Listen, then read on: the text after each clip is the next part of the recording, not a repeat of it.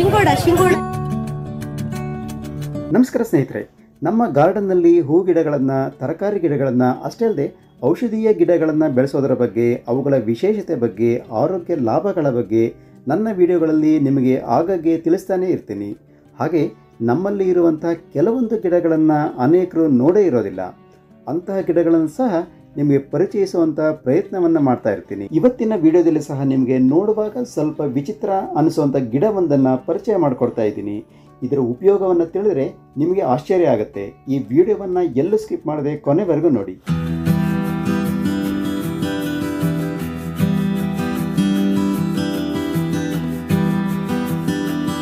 ಸ್ನೇಹಿತರೆ, ಇವತ್ತು ನಾನು ನಿಮಗೆ ಪರಿಚಯಿಸ್ತಾ ಇರುವಂಥ ಗಿಡ ಅಂದರೆ ಅದು ಸಿಂಗಡೆ ಗಿಡ. ಸಿಂಗಾರ, ಸಿಂಗೋರ, ಗರ, ಶಿಂಗೋಡ ಹೀಗೆ ಬೇರೆ ಬೇರೆ ಹೆಸರುಗಳಿಂದ ಇದನ್ನು ಕರೀತಾರೆ. ಇಂಗ್ಲೀಷ್ನಲ್ಲಿ water chestnut, Chinese chestnut, ling nut, devil pod, bat nut, buffalo nut ಹೀಗೆ ಅನೇಕ ಹೆಸರುಗಳಿಂದ ಇದನ್ನು ಕರೀತಾರೆ.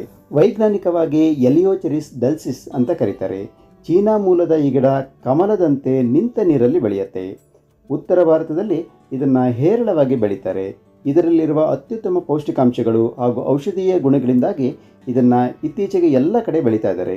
ಆನ್ಲೈನಲ್ಲೂ ಕೂಡ ಈ ಶಿಂಗೋಡ ಹಾಗೂ ಇದರ ಪುಡಿ ಅಂದರೆ ಹಿಟ್ಟು ಸಿಗತ್ತೆ. ಮಾರ್ಕೆಟ್ನಲ್ಲೂ ಕೂಡ ನಿಮಗೆ ಇದು ಸಿಗತ್ತೆ. ಇತ್ತೀಚೆಗೆ ಮಾರ್ಕೆಟ್ಗೆ ಹೋದಾಗ ನನಗೆ ಸಿಕ್ತು. ಹಿಂದೆ ಮುಂದೆ ನೋಡದೆ ಇಮ್ಮಿಡಿಯೇಟ್ ಆಗಿ ಪರ್ಚೇಸ್ ಮಾಡಿ ತಗೊಂಡು ಬಂದೆ. ನಿಮಗೂ ಏನಾದರೂ ಮಾರ್ಕೆಟಲ್ಲಿ ಇದು ಕಂಡ್ರೆ ಮರಿದೇನೆ ಇದನ್ನು ಪರ್ಚೇಸ್ ಮಾಡಿ, ಯಾಕಂದರೆ ಆರೋಗ್ಯದ ದೃಷ್ಟಿಯಿಂದ ಇದು ತುಂಬಾನೇ ಒಳ್ಳೆಯದು. ಬನ್ನಿ ಸ್ನೇಹಿತರೆ, ಹಾಗಾದರೆ ಈ ಸಿಂಗೋಡ ಅಥವಾ ಸಿಂಗಾರದ ಕಾಯಿ ಒಳಗಡೆ ಹೇಗಿರುತ್ತೆ ಅಂತ ಕಟ್ ಮಾಡಿ ತೋರಿಸ್ತೀನಿ. ಈ ಸಿಂಗಾಡ ಕಾಯಿಯಲ್ಲಿ ಸ್ಟಾರ್ಚ್ ಇರೋದಿಲ್ಲ, ಫ್ಯಾಟ್ ಇರೋದಿಲ್ಲ, ಆದರೆ dietary fibres, potassium, manganese, vitamin B6, copper ಹೀಗೆ ಅನೇಕ ಪೋಷಕಾಂಶಗಳು ಹೇರಳವಾಗಿ ಇರುತ್ತೆ. ಈ ಹಸಿ ಗೆಡ್ಡೆಯನ್ನು ಅಥವಾ ಕಾಯಿಯನ್ನು ಹಾಗೆ ತಿನ್ಬೋದು, ಗೆಡ್ಡೆಯನ್ನು ಬೇಯಿಸ್ಕೊಂಡು ತಿನ್ಬೋದು, ಬೇಕಾದಂಥ ರೆಸಿಪಿ ಮಾಡಿಕೊಂಡು ತಿನ್ಬೋದು. ತುಂಬಾ ರುಚಿಯಾಗಿರುತ್ತೆ. ಇದರ ಹಿಟ್ಟು ಮಾಡಿ ರೊಟ್ಟಿ ಕೂಡ ಮಾಡಿಕೊಂಡು ನೀವು ತಿನ್ನಬಹುದು. ಈ ಶಿಂಗೋಡ ಕಾಯಿಯಿಂದ ಸಿಂಪಲ್ ಆಗಿ ಮಾಡಬಹುದಾದಂತಹ ಸೂಪರ್ ಆಗಿರುವಂತಹ ಹೆಲ್ದಿ ಆಗಿರುವಂತಹ ಒಂದು ಸಿಂಪಲ್ ರೆಸಿಪಿಯನ್ನು ನಾನು ನಿಮಗೆ ಈ ವಿಡಿಯೋದ ಕೊನೆಯಲ್ಲಿ ತೋರಿಸ್ತಾ ಇದ್ದೀನಿ. ಸ್ಕಿಪ್ ಮಾಡದೆ ನೋಡಿ. ಸ್ನೇಹಿತರೆ, ಈ ಶಿಂಗೋಡ ಗಿಡ ನಿಂತ ನೀರಲ್ಲಿ ಕಮಲದ ಗಿಡದಂತೆ ಬೆಳೆಯುತ್ತೆ. ಕಾಂಡದ ಕೆಳಭಾಗದಲ್ಲಿ ಈ ಶಿಂಗೋಡ ಕಾಯಿಗಳು ಬೆಳೀತವೆ. ನಿಮಗೆ ಇಲ್ಲಿ ತೋರಿಸ್ತಾ ಇದ್ದೀನಲ್ಲ, ಈ ರೀತಿ ಗಿಡಗಳು ಬೆಳೆದಿರುತ್ತೆ. ಈ ಕಾಯಿಗಳು ಮೊದಲು ಗುಲಾಬಿ ಹಸಿರು ಬಣ್ಣದಲ್ಲಿ ಇರ್ತವೆ, ನಂತರ ಕಪ್ಪು ಬಣ್ಣಕ್ಕೆ ತಿರುಗ್ತವೆ.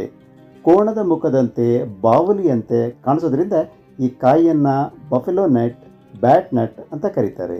ಆಯುರ್ವೇದದಲ್ಲಿ ಅನೇಕ ಉಪಯೋಗಗಳನ್ನು ಹೊಂದಿರುವಂತಹ ಈ ಕಾಯಿಗೆ ಶೃಂಗಾಟ, ಜಲಫಲ, ಪಾನಿಫಲ, ತ್ರಿಕೋಣ ಫಲ ಹೀಗೆ ಬೇರೆ ಬೇರೆ ಹೆಸರುಗಳಿಂದ ಕರೀತಾರೆ.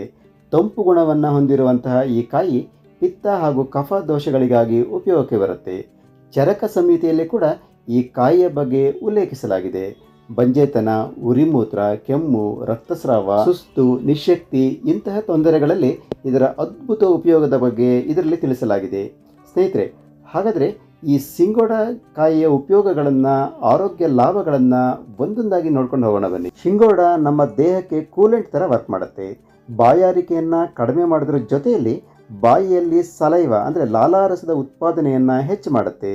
ಬೇದಿಯಾಗೋದನ್ನು ಕಂಟ್ರೋಲ್ ಮಾಡೋದ್ರ ಜೊತೆಯಲ್ಲಿ ನ್ಯಾಚುರಲ್ ಆಗಿ ದೇಹದ ಉಷ್ಣಾಂಶವನ್ನು ಕಡಿಮೆ ಮಾಡಿ ದೇಹವನ್ನು ತಂಪಾಗಿಸೋದಕ್ಕೆ ಸಹಾಯ ಮಾಡುತ್ತೆ. ಆದ್ದರಿಂದ ಇದನ್ನು ಬೇಸಿಗೆಯಲ್ಲಿ ಶುಷ್ಕ ವಾತಾವರಣವಿದ್ದಾಗ ತಿನ್ನೋದು ಒಳ್ಳೆಯದು. ಜಾಂಡೀಸ್ನಿಂದ ಬಳಲ್ತಾ ಇರೋರಿಗೆ ಈ ಗೆಡ್ಡೆ ಬಹಳ ಉಪಯೋಗಕ್ಕೆ ಬರುತ್ತೆ.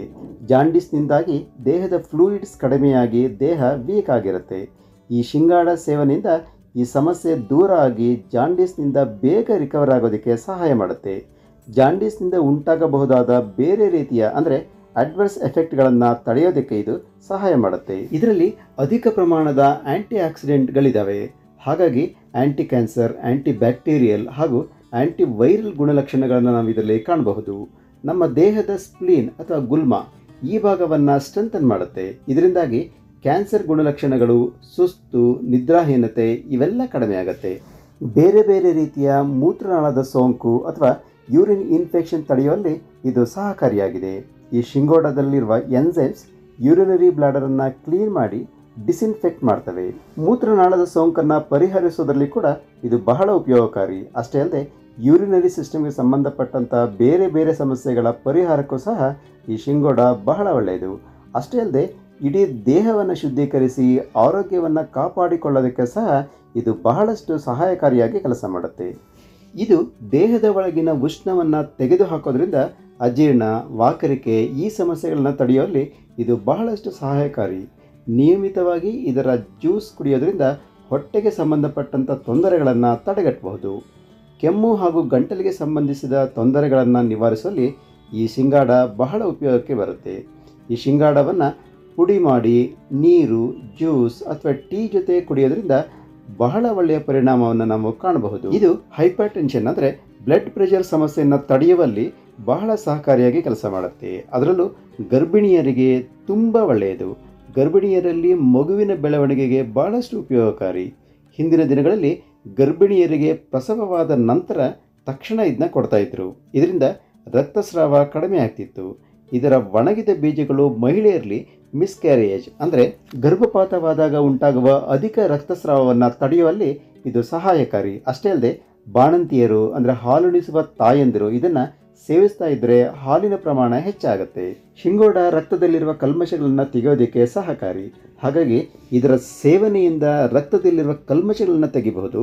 ಇನ್ಫ್ಲಮೇಷನನ್ನು ತಡೆಯೋದಕ್ಕೆ ಸಹ ಇದು ಸಹಕಾರಿ. ಅಷ್ಟೇ ಅಲ್ಲದೆ ದೇಹದಲ್ಲಿ ಗಾಯವಾದಾಗ ಉಂಟಾಗುವಂಥ ರಕ್ತಸ್ರಾವವನ್ನು ಕಡಿಮೆ ಮಾಡಿ ರಕ್ತ ಹೆಪ್ಪುಗಟ್ಟೋದಕ್ಕೆ ಇದು ಸಹಾಯ ಮಾಡುತ್ತೆ. ಇದು ಒಂದು ರೀತಿಯಲ್ಲಿ ದೇಹಕ್ಕೆ ಎನರ್ಜಿ ಬೂಸ್ಟರ್ ಆಗಿ ವರ್ಕ್ ಮಾಡುತ್ತೆ. ಇದರ ಸೇವನೆಯಿಂದ ದೇಹದಲ್ಲಿ ಸುಸ್ತು, ನಿಶಕ್ತಿ ಕಡಿಮೆ ಆಗುತ್ತೆ. ಸಿಂಗಾಡ ಕೂದಲಿಗೂ ಸಹ ಬಹಳ ಒಳ್ಳೆಯದು. ಇದರಲ್ಲಿ ಹೇರಳ ಪ್ರಮಾಣದಲ್ಲಿ vitamin E, vitamin B, zinc ಹಾಗೂ ಪೊಟ್ಯಾಷಿಯಂ ಇರೋದ್ರಿಂದ ಇದರ ಸೇವನೆಯಿಂದ ಆರೋಗ್ಯಪೂರ್ಣ ಹಾಗೂ ರೇಷ್ಮೆಯಂತಹ ಕೂದಲನ್ನು ನಾವು ಪಡೆಯಬಹುದು. ದೇಹದಲ್ಲಿರುವ ಕಲ್ಮಶಗಳು ಅಂದರೆ ಟಾಕ್ಸಿನ್ಸ್ ಕೂದಲಿನ ಬುಡ, ಸ್ಕ್ಯಾಲ್ಪನ್ನು ಡ್ಯಾಮೇಜ್ ಮಾಡ್ತವೆ. ಸಿಂಗಾಡ ಈ ಟಾಕ್ಸಿನ್ಸನ್ನು ತೆಗೆದುಹಾಕಿ ಸ್ಕ್ಯಾಲ್ಪ್ ಡ್ಯಾಮೇಜ್ ಆಗೋದನ್ನು ತಡೆಯುತ್ತೆ. ಜೊತೆಗೆ ಕೂದಲಿನ ಬುಡದಲ್ಲಿ ತೇವಾಂಶ ಹಾಗೆ ಉಳಿಯೋದಕ್ಕೆ ಸಹಾಯ ಮಾಡುತ್ತೆ. ಇಷ್ಟೇ ಅಲ್ಲದೆ ಇದರಲ್ಲಿರುವ ಅದ್ಭುತ ಔಷಧೀಯ ಗುಣಗಳಿಂದಾಗಿ ಹೃದಯದ ಆರೋಗ್ಯಕ್ಕೆ, ಆಮೇಲೆ ಒಳ್ಳೆಯ ನಿದ್ರೆಗೆ, ಥೈರಾಯ್ಡ್ ಆರೋಗ್ಯಕ್ಕೆ, ಚರ್ಮದ ಆರೋಗ್ಯಕ್ಕೂ ಸಹ ಇದು ಪರಿಣಾಮಕಾರಿಯಾಗಿ ಕೆಲಸ ಮಾಡುತ್ತೆ. ಸ್ನೇಹಿತರೆ, ಹಾಗಾದರೆ ಈ ಶಿಂಗೋಡದಿಂದ ಸೈಡ್ ಎಫೆಕ್ಟ್ಸ್ ಏನಾದರೂ ಇದೆಯಾ ನೋಡೋಣ ಬನ್ನಿ. ಈ ಶಿಂಗಾಡದ ಅಧಿಕ ಸೇವನೆಯಿಂದ ಕೆಲವೊಂದು ಅಡ್ಡ ಪರಿಣಾಮಗಳನ್ನು ಸಹ ನಾವು ಕಾಣಬಹುದು. ಹೊಟ್ಟೆ ನೋವು, ವಾಕರಿಕೆ, ವಾಂತಿ, ಹೊಟ್ಟೆಯುಬ್ಬರ ಇಂಥ ಸಮಸ್ಯೆಗಳನ್ನು ನಾವು ಕಾಣಬಹುದು. ಆದ್ದರಿಂದ ನಿಯಮಿತ ಪ್ರಮಾಣದಲ್ಲಿ ಇದನ್ನು ಸೇವಿಸುವುದು ಒಳ್ಳೆಯದು. ಸ್ನೇಹಿತರೆ, ಇಷ್ಟೆಲ್ಲ ಉಪಯೋಗ ಇರುವಂಥ ಈ ಶಿಂಗೋಡವನ್ನು ನಮ್ಮ ಮನೆಗಳಲ್ಲೇ ಬೆಳೆಸೋದಕ್ಕೆ ನಾವು ಪ್ರಯತ್ನ ಪಡ್ಬೋದಾ ಅಂತಂದರೆ ಖಂಡಿತವಾಗಿ ನೀವು ಪ್ರಯತ್ನಿಸ್ಬೋದು. ಒಂದು ತೊಟ್ಟಿಯಲ್ಲೋ ಅಥವಾ ಅಗಲವಾದ ಪಾಟ್ನಲ್ಲೋ ನೀವು ಇದನ್ನ ತಂದು ಬೆಳೆಸ್ಬೋದು. ಈ ಶಿಂಗೋಡ ಗಿಡ ನಿಮಗೆ ಸಿಕ್ಕರೆ ಅದನ್ನು ಖಂಡಿತವಾಗಿಯೂ ತಂದು ಬೆಳೆಸೋದಕ್ಕೆ ಪ್ರಯತ್ನ ಪಡಿ. ಸ್ನೇಹಿತರೆ, ನಾನು ಮೊದಲೇ ಹೇಳ್ದಂಗೆ ಈ ಶಿಂಗೋಡವನ್ನು ಉಪಯೋಗಿಸಿ ಒಂದು ರೆಸಿಪಿಯನ್ನು ತಯಾರು ಮಾಡೋದನ್ನು ನಿಮಗೆ ತಿಳಿಸ್ಕೊಡ್ತಾ ಇದ್ದೀನಿ. ಈ ಶಿಂಗೋಡವನ್ನು ಹಸಿಯದಾಗಿ ಅಥವಾ ಬೇಯಿಸ್ಕೊಂಡು ನೀವು ತಿನ್ಬೋದು. ತುಂಬ ಕ್ರಂಚಿಯಾಗಿರುತ್ತೆ ಮತ್ತು ಟೇಸ್ಟಿಯಾಗಿರುತ್ತೆ. ಈಗ ಈ ರೆಸಿಪಿಯನ್ನು ಮಾಡಲಿಕ್ಕೆ ಈ ಶಿಂಗೋಡವನ್ನು ನೀರಲ್ಲಿ ಚೆನ್ನಾಗಿ ತೊಳ್ಕೊಂಡು ಕುಕ್ಕರ್ಲಿ ಹಾಕಿ ಬೇಯಿಸ್ಕೊಳ್ಬೇಕು. ಮೀಡಿಯಂ ಫ್ಲೇಮಲ್ಲಿ ಇದನ್ನ ಬೇಯಿಸ್ಕೊಳ್ಳಿ. 3 ವಿಜಿಲ್ ಬಂದರೆ ಸಾಕು.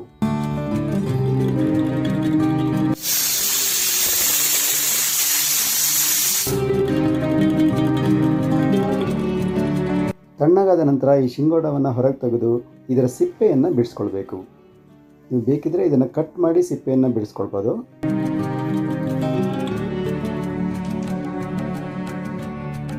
ಈ ಕಾಯಿಲಿರುವಂತಹ ಈ ಬಿಳಿ ಬೀಜವನ್ನು ನೀವು ಹೊರಗಡೆ ತೆಗಿಬೇಕು. ಇದನ್ನು ನೀವು ಸಣ್ಣ ಪೀಸ್ಗಳಾಗಿ ಕಟ್ ಮಾಡಿ ಇಟ್ಕೊಳ್ಳಿ.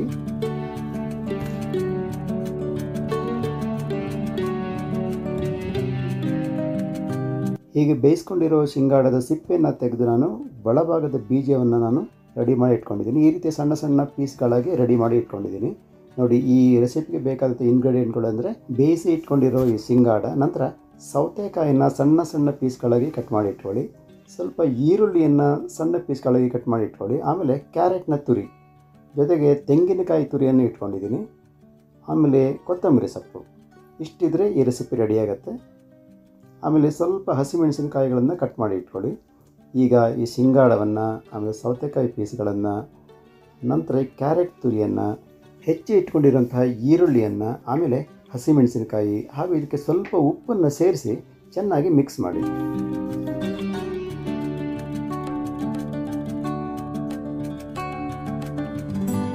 ಈಗ ಇದಕ್ಕೆ ಹೆಚ್ಚಿಟ್ಕೊಂಡಿರೋಂತಹ ಕೊತ್ತಂಬರಿ ಸೊಪ್ಪನ್ನು ಸೇರಿಸಿ, ನಂತರ ಕಾಯಿ ತುರಿಯನ್ನು ಇದಕ್ಕೆ ಸೇರಿಸೋಣ. ಮತ್ತು ಚೆನ್ನಾಗಿ ಮಿಕ್ಸ್ ಮಾಡಿ ನಂತರ ನಿಂಬೆಹಣ್ಣಿನ ರಸವನ್ನು ಇದಕ್ಕೆ ಸ್ವಲ್ಪ ನಿಂಬೆಹಣ್ಣಿನ ರಸವನ್ನು ಸೇರಿಸಿ ಇದನ್ನು ಚೆನ್ನಾಗಿ ಮಿಕ್ಸ್ ಮಾಡಿದರೆ ಈ ನಿಮ್ಮ ರೆಸಿಪಿ ತಯಾರಾಯಿತು. ಇದಕ್ಕೆ ಬೇಕಿದ್ರೆ ನೀವು ಚಾಟ್ ಮಸಾಲವನ್ನು ಸೇರಿಸ್ಕೊಳ್ಬೋದು. ಈಗ ಈ ರೆಸಿಪಿ ಹೆಸರು ನಿಮಗೆ ಗೊತ್ತಾಗಿರ್ಬೋದು. ಇದು ಶಿಂಗೋಡಾ ಸಲಾಡ್. ತಿನ್ನೋದಕ್ಕೆ ತುಂಬ ಟೇಸ್ಟಿಯಾಗಿರುತ್ತೆ ಮತ್ತು ಹೆಲ್ದಿಯಾಗಿರುತ್ತೆ. ನೋಡಿದ್ರಲ್ಲ ಸ್ನೇಹಿತರೆ, ಈ ಶಿಂಗೋಡಾ ಬಗ್ಗೆ ಮಾಡಿದ ವಿಡಿಯೋ ನಿಮಗೆ ಹೇಗೆ ಅನಿಸ್ತು?